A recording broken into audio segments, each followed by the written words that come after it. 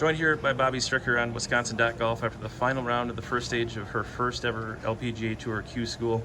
I know today was not the day you had envisioned, but I'd have to think that maybe another lesson was learned today about where you're at, and maybe as you walk away from here, you'll do some reflecting on that. Yeah, right now just I'm thinking about the number. 79 hurts a little bit, but I know, in the next, days, but even weeks, like you said, reflecting back, that there is for sure a lesson to be learned, and I am proud of myself, and just to be able to, like I said yesterday, just the experience that I got to have, and I know in a few days I'll appreciate it. Right now it just kind of hurts, but yeah, I had a lot of fun out here. And we won't break down the round blow by blow, but I did have to ask you about your first two holes, because your irons into those two greens were like you were going to go out and shoot 66. I know. I hit really good shots into there, and the putts, both putts, were close. And that was kind of like my bugaboo at the beginning, and when I don't see putts start on my line, and then my speed wasn't, I guess, too bad, but those putts really weren't starting on my line, and when that happens I get frazzled, and it translated into like everything else from there on in, really. And then I was overturning a lot of my irons, so then at that point, like, I was trying to protect against that, and coming in when I kind of knew that my round was not gonna work, I started swinging a little freer, and that's what I should have been doing all along. But hard lesson to learn. Yeah.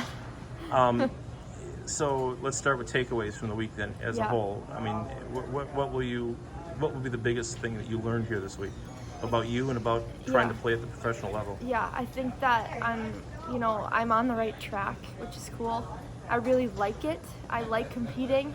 I liked doing it, which I think is the first step, is like make sure that you enjoy it, and I really do. And then I guess the next thing that I learned is what I need to get better at.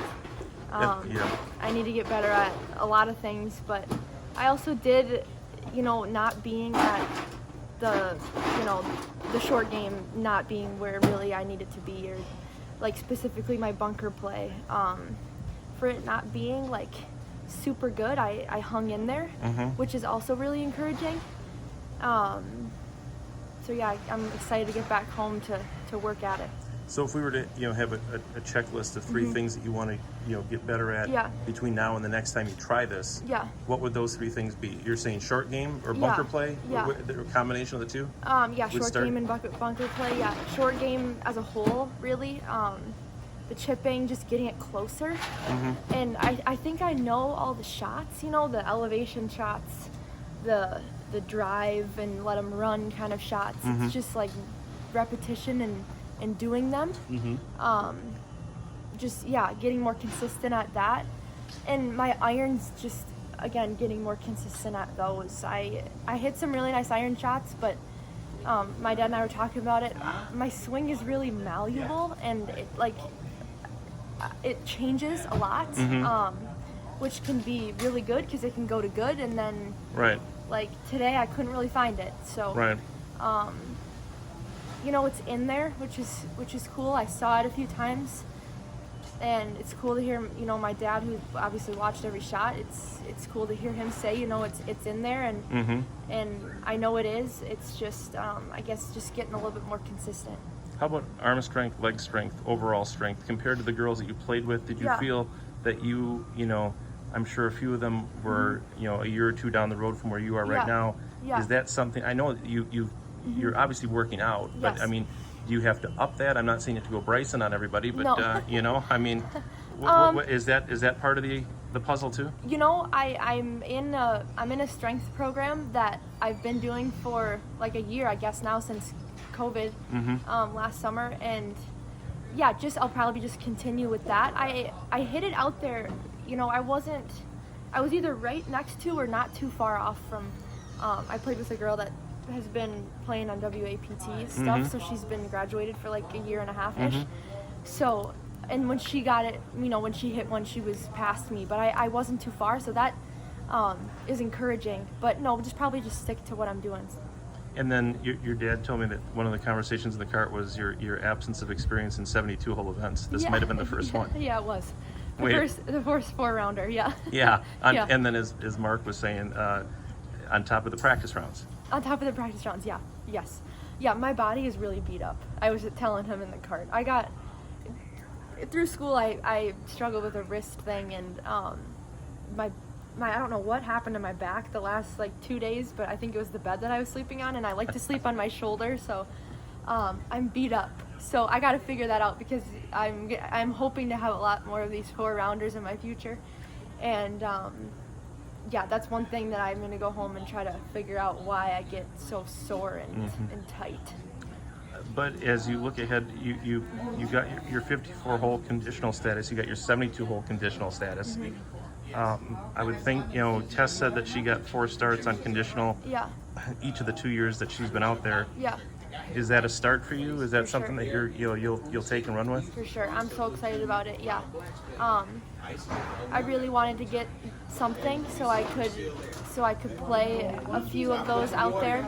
I got that one start from winning that brown deer tournament a couple summers ago, and I've been thinking about that ever since, being out there. I thought it was so much fun, and I'm excited to get back out there with a couple more years of experience under my belt, and yeah, maybe check out those WAPTs. I really have no idea what I want to or I'm going to play in, but I'm really excited about those few starts I get out there on the Symetra Tour. At the same time, you're now in the pipeline, the Symetra Tour pipeline, and your name is Stricker. I mean, you could write for exemptions, and they give those things for a lot of different reasons. Yeah. Is that something you do, or would you take the Uncle Mario approach to, I'm not going to do that until I feel I need to, until I feel I'm good enough to be out there type of thing? Well, I talked to Mario last night. I've been talking to Mario pretty much every day since I've been here. And I talked to him last night, and he asked me about the whole, what kind of status do you get? And I'm like, well, I get 4 or 5 starts or whatever. He goes, oh, great.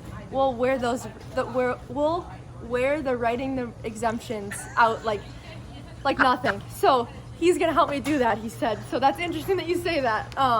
I can't believe I'm on the same page as your Uncle Mario. So yeah, I probably will, depending on where they are, and yeah, I think I will try to do some of that. And then what's next for you now, besides getting some rest? I have no idea. I have no plan right now. Go home now that I'm not playing in this second stage.